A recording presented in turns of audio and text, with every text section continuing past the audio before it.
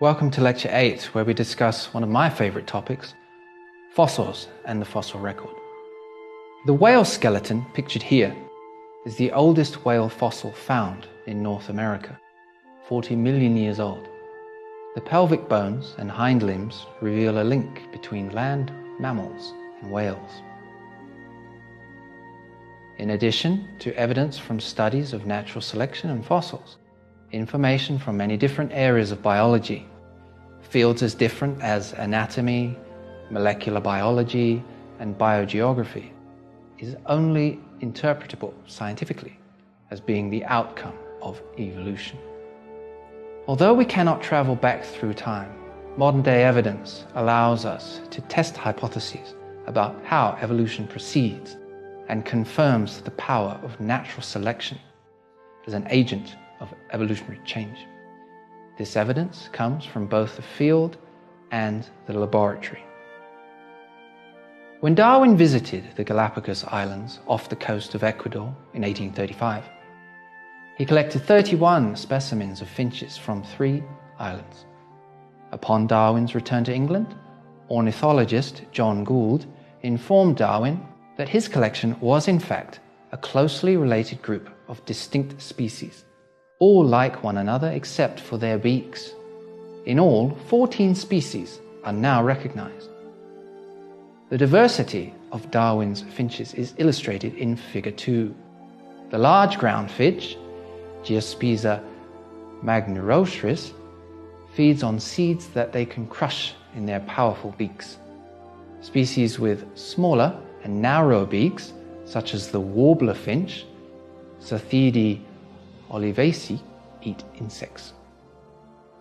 The correspondence between the beaks of the finch species and their food sources suggests that natural selection has shaped them.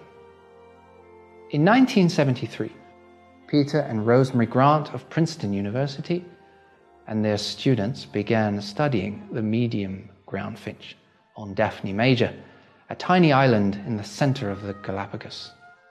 3 finches feed preferentially on small seeds, abundant in wet years. The birds resort to large, dry seeds during periods of dry weather.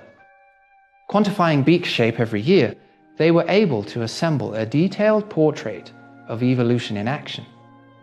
They found that the average beak depth changed from one year to the next.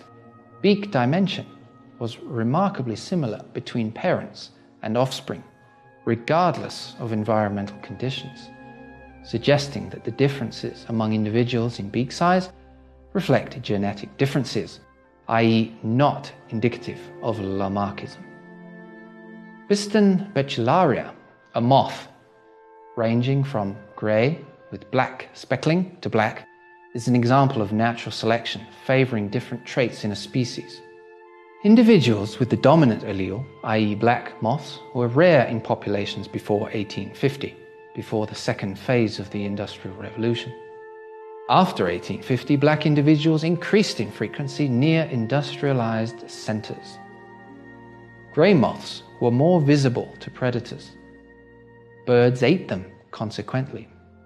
The black moths, now camouflaged, had no such disadvantage.